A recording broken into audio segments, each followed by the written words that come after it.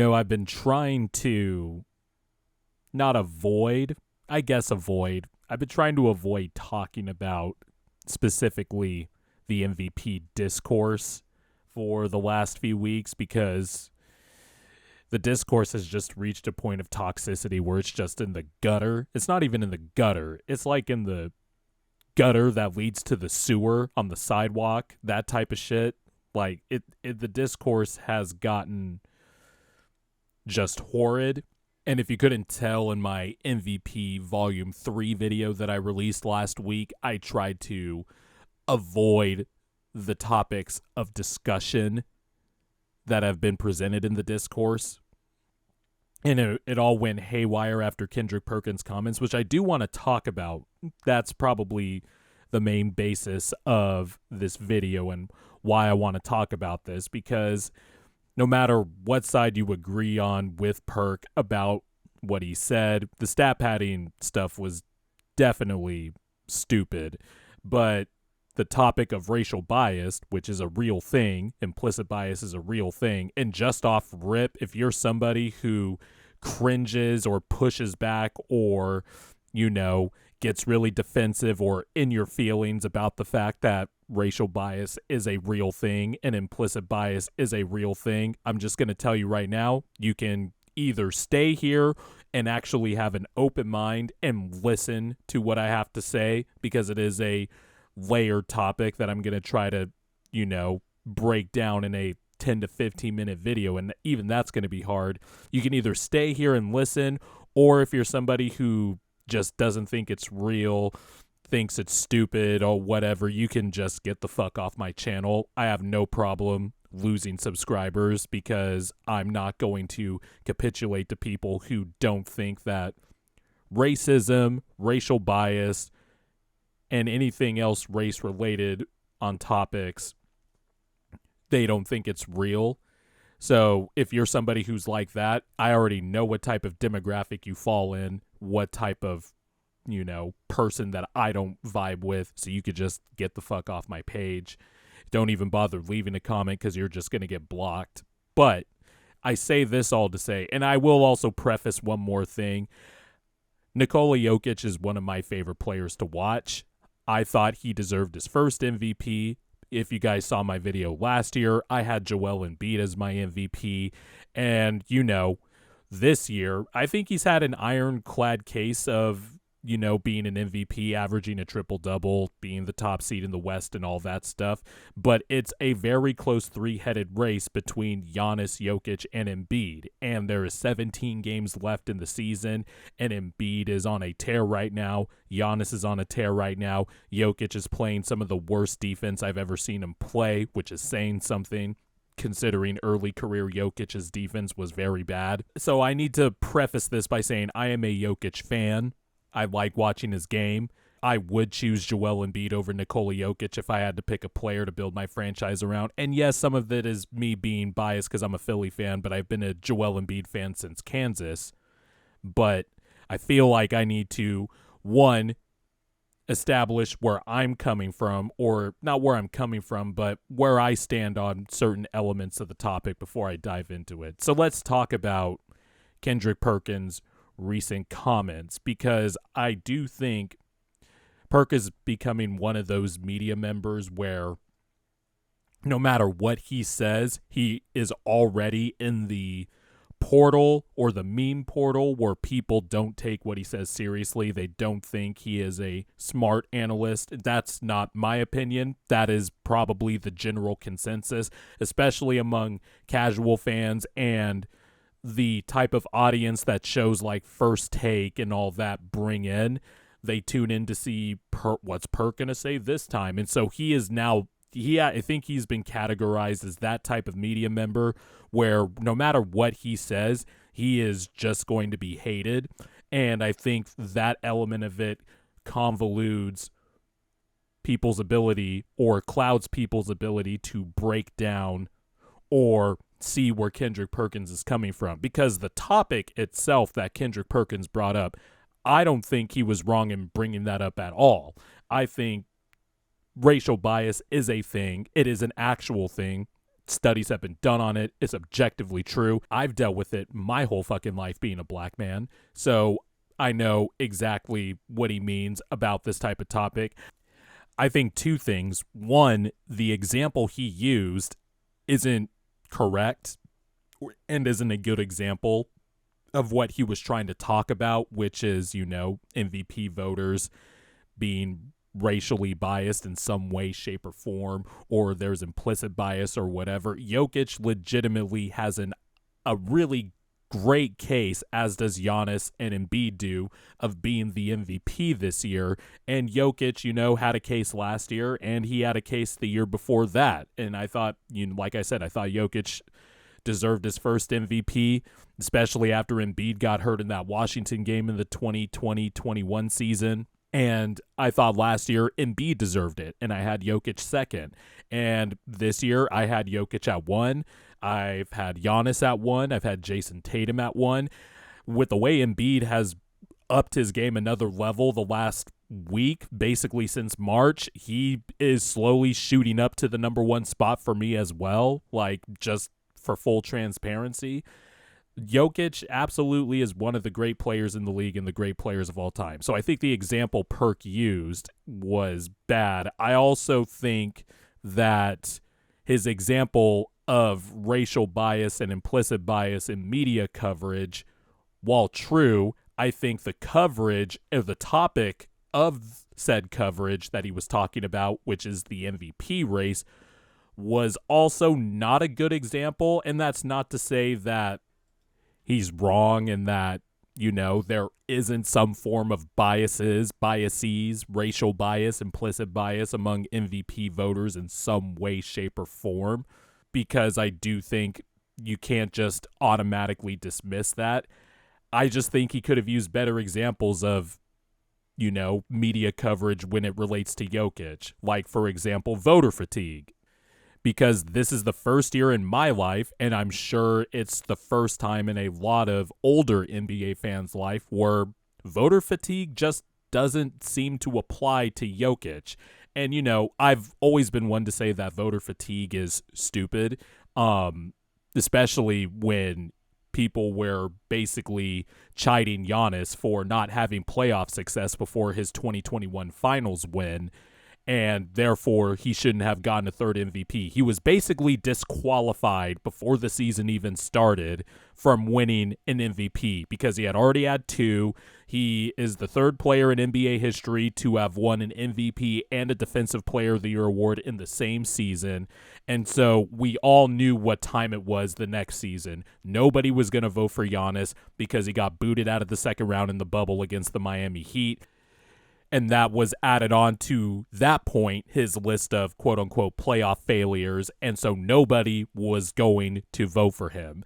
And that's happened with, James Harden. That's happened with Steph Curry. You could go all the way back to Michael Jordan. You could go all the way, even, the LeBron thing is funny because I can go back to a lot of the MVPs that people say LeBron should have won. And I'm just like, what MVP are you going to take away to give to LeBron? Because it's unpopular as the years have gone along, but I still am in the camp of Derrick Rose deserved that 2021 Finals MVP, and he should have won it, and Dwight Howard was in second. But there have been examples of voter fatigue everywhere throughout history, and this is the first year, and this is factual if you just follow the conversation in the discourse among media members. It seems voter fatigue is just going to end with Nikola Jokic. That's how it is. He hasn't gotten nearly enough flack for his lack of playoff success, etc., etc. And this is, where maybe Perk could have better articulated his point about implicit and racial bias in media coverage of players, of white players versus black players, because there could absolutely be something there. At the very least, it's worth questioning and interrogating, right? Because Giannis got absolutely crushed for his playoff success. A lot of great players have gotten crushed for their quote-unquote lack of playoff success before they win a ring.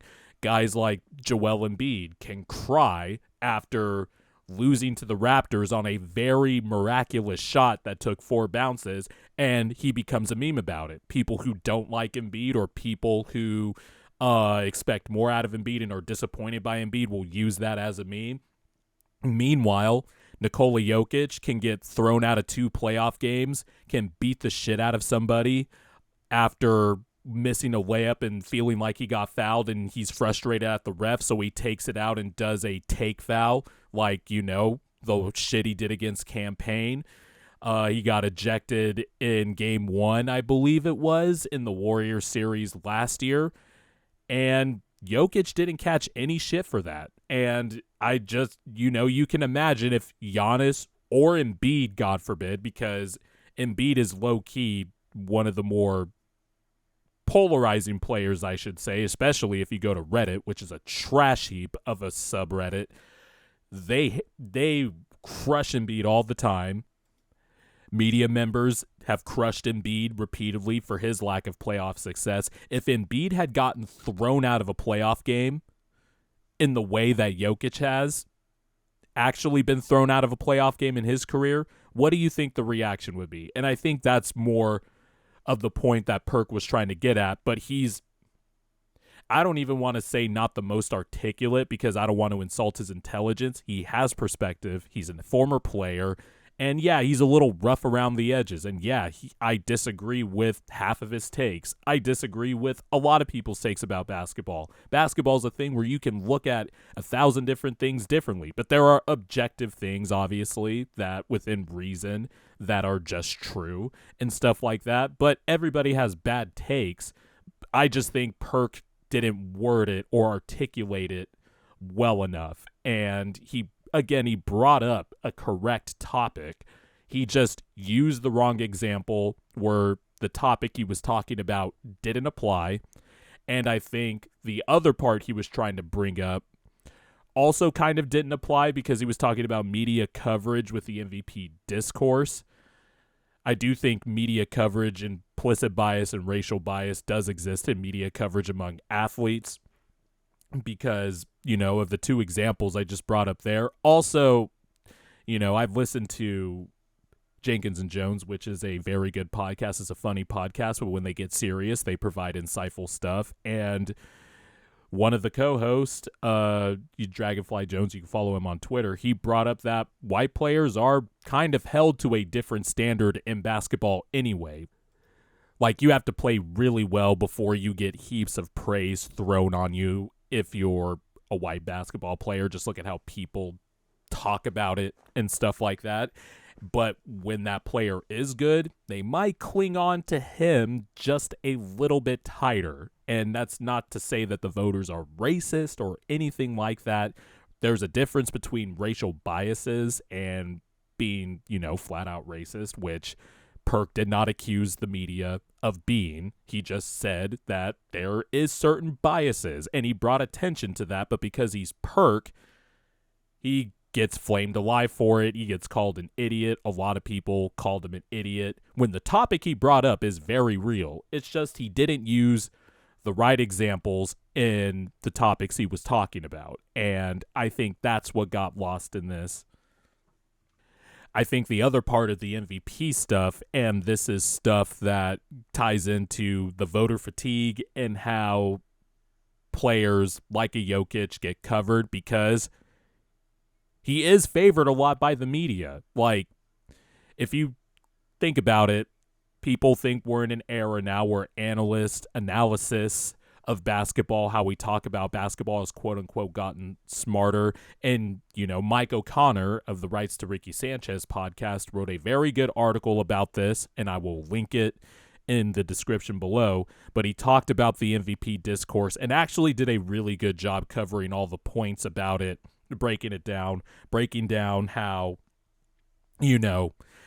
catch-all stats just should never be used as a main crux for an MVP argument because they're fucking flawed and should just be tossed out the window if that's going to be the spine or the backbone of your case, etc.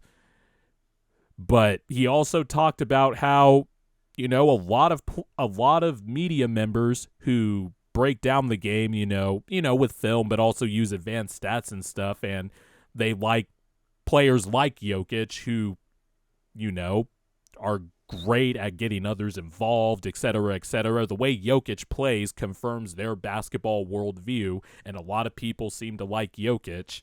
But at the same time, you can like Jokic, but you're not holding him to the same standard in terms of criticism like Giannis has faced, like Embiid continues to face, like past player. He just hasn't gotten the flack that great players have gotten, but yet this guy is going to be on his way to winning a third straight MVP. And it's not him. Jokic, again, if he wins MVP this year, is very, very deserving. Again, I had him 1 in my second volume of my Sly Hooper MVP rankings. But for people to say these last 2 years, oh, it's been close, I'm leaning Jokic, and then you look at the first place vote totals, it's 77 out of 100. How is that exactly close? And then how is it that voter fatigue all of a sudden just disappeared this year, which is true? If you dispute that, I have a bridge to sell you, and or I just don't know what to tell you. That's just it. That's just what it has been this season. It's very obvious to see if you're following it. But voter fatigue has not been the central topic of discussion around Jokic. People are willingly, and look, voter fatigue is stupid. I'm just pointing out that there is sort of a double standard here. And, again, for the third time, in case people didn't hear, Jokic, if he wins MVP this year, he deserves to win it. I think voter fatigue is stupid, but it has been a double standard in the way that voting has been happening for the last 30 plus years throughout NBA history. Really, there is a double standard here, and the double standard happened as going on. You don't even have to go back 7 years. Giannis got killed for his lack of playoff success, and people basically ruled out that he wasn't going to win the MVP, which was dumb. And Jokic just doesn't seem to be getting that, which is part of the issue that people have.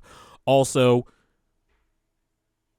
stands are annoying. Jokic stands are some of the worst. I'm not going to lie. They are some of the worst. Now, the Embiid-Jokic debate back and forth, I think both sides have been annoying, but, man, anytime you criticize Jokic, people will come in with you don't know basketball if we say that he is a fine defender and not the defender that advanced stats make him out to be. It's, you don't know basketball. You don't know what you're talking about. Oh, you're just a fucking Jokic hater. People, once again, not watching Nuggets games, which... This is a whole nother topic for another video. The whole you don't watch the games thing as an automatic rebuttal to something you disagree with. I think that's just the lowest common denominator of basketball response and the least intelligent thing people could say. One of the least intelligent things people can say in a basketball conversation. But that's another topic for another day. But for 2 years now, Jokic stands have gaslit Embiid and Giannis fans, so mainly Bucks and Sixer fans, about how Jokic is somehow in the same universe as these two defensively. Especially Giannis, because obviously Giannis is, I think, a better defender than Embiid, but Embiid is an elite defender in his own right, and I think when locked in, which is, the problem when you're battling injuries all the time and trying to stay healthy for the playoffs, Embiid isn't locked in 100% of the season. Embiid is one of the very best defenders in the world, and Jokic is just not in the same universe as them. But because of catch-all stats and advanced stats and stuff, and Jokic has quick hands, Jokic stands have been gaslighting the fuck out of Bucks and Sixer fans about how Jokic is actually in the same universe as them defensively. Because if people want to choose Jokic over Giannis and Embiid because of Jokic's offensive game and how, if you want to do a 1 to 10 scale and Jokic is a 15 out of 10 on offense and a 3 out of 10 on defense, whatever it is, and you want it, fine. But don't try to poo-poo the rebuttal from Sixer and Embiid fans or Buck Giannis fans that, hey, I'll take elite offense and elite defense any day of the week over Jokic, and then Jokic fans will try to gaslight them into saying that Jokic is actually an elite defender. He's not. He just isn't. And then if people point that out, the Jokic media, Jokic stands will just flood your mentions or DMs or whatever it is. Especially media members probably don't want to face much pushback either from them. They'll just tell you how you don't know basketball and how you don't know anything about Nuggets games, etc., etc.